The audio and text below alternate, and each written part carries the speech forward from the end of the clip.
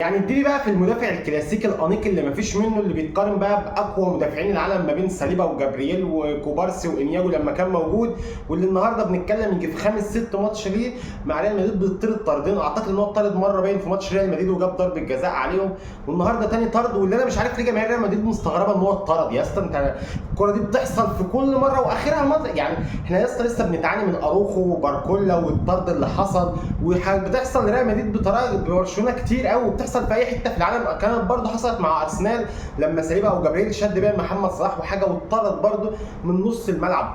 عادي جدا يبقى في طرد من نص الملعب ما دام اوريزابال رايح انفراد. وطبيعي ما تقوليش ان كارفاخال كان مغطى، عشان مش هقول لك كتريقه يعني ان كارفاخال عمره ما كان هيجيبه اوريزابال، والحكم ملوش في كده، والحكم ليه ان ممكن كارفاخال ده يبقى صاروخ، بس كارفاخال كان بعيد قوي يعني كان الناحيه الثانيه، فانا اوريزابال واخد الكوره ورايح انفراد 100%. انت لمستني وقعت طرد 100% ما فيهاش اي جدل، فمش عارف الجدل بيحصل فين وان هم بيدعوا الظلم. انت كده كده ممكن تكسب اصلا، انت معاك كيليان امبابي النهارده حرفيا مفير، الولد بيجيب جول من نص فرصه، بيجيب ضرب كره في القايم، بيعمل جول وبيتلغي، فانت ممكن تكسب بعيد عن ان انت تيجي تشكك لي وتقول لي شفت او الحكم ده بقى بينتقدنا. انا معاك ان الحكم ده على فكره ليه غلطات كتير قصاد ريال مدريد، ومش بقول ان هو بيدعي ان هو حكم مثالي مع ريال مدريد، او انا بدعي المثاليه ان ريال مدريد ما بيتظلمش. لا، ريال مدريد بتتظلم، برشلونه بتتظلم، كل الفرق بتتظلم، بس انت في الكوره دي ما تجيش تقول انك مظلوم، عشان بتحصل كتير قوي ان لاعب يكون رايح انفراد المدافع يمسكه ان شاء الله من نص ملعب الفريق الثاني، ادام انا رايح انفراد عامل لك انت الفرقه كلها كانت هجمه مرتده لريال سوسيداد. طبعا اوريزابال لاعب